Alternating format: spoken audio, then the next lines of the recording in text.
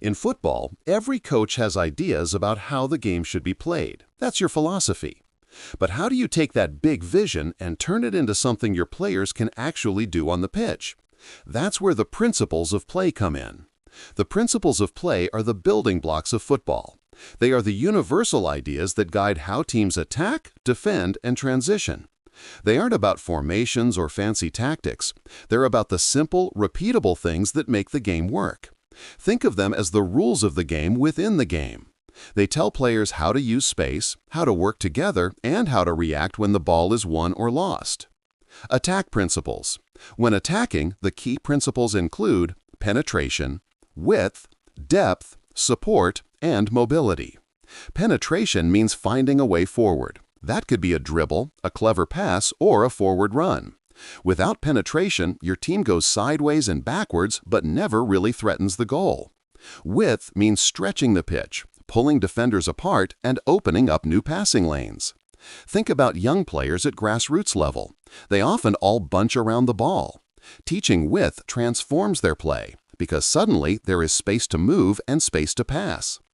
Depth means having players ahead and behind the ball. It creates options to go forward or recycle play when you need to keep possession. Support means giving the ball carrier choices. If one option is blocked, another teammate should be available. A good way to teach support is with rondos or small-sided possession games, where players learn to create angles. And mobility means movement. Standing still makes defending easy. Movement drags defenders out of position and opens up opportunities. Defense principles. When defending, the principles are just as important. Delay, depth, compactness, balance, and control. Delay means slowing the opponent down. Even if you can't win the ball, you can give your teammates time to get back and help. Depth in defense means having cover. If the first defender is beaten, another one is ready to step in. Compactness means staying tight and connected as a team. The closer the spaces between your players, the harder it is for opponents to play through you. Balance is about being prepared for switches of play. If the opponent attacks one side, you still need players on the far side ready to cover. And control means staying organized and disciplined.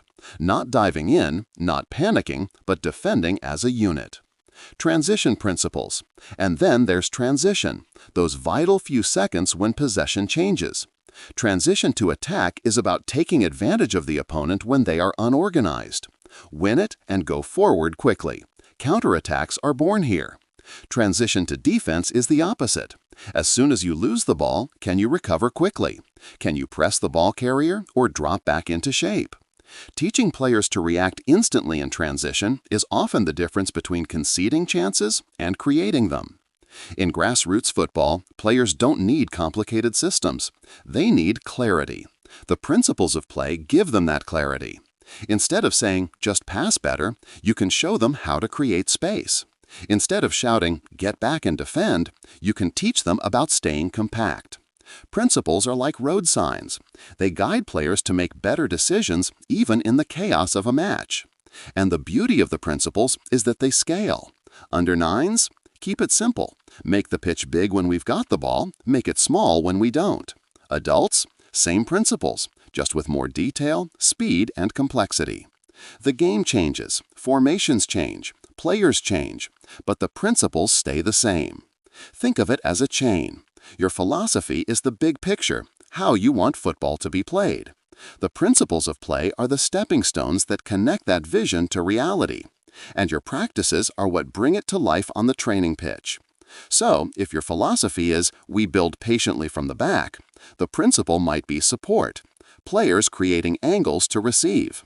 And the practice could be a simple passing drill with movement and options. If your philosophy is, "we press high and aggressively," the principle might be delay or compactness. And the practice might be a small-sided pressing game. So, principles of play are the bridge between your philosophy and your training sessions. They give structure, clarity, and purpose to your coaching.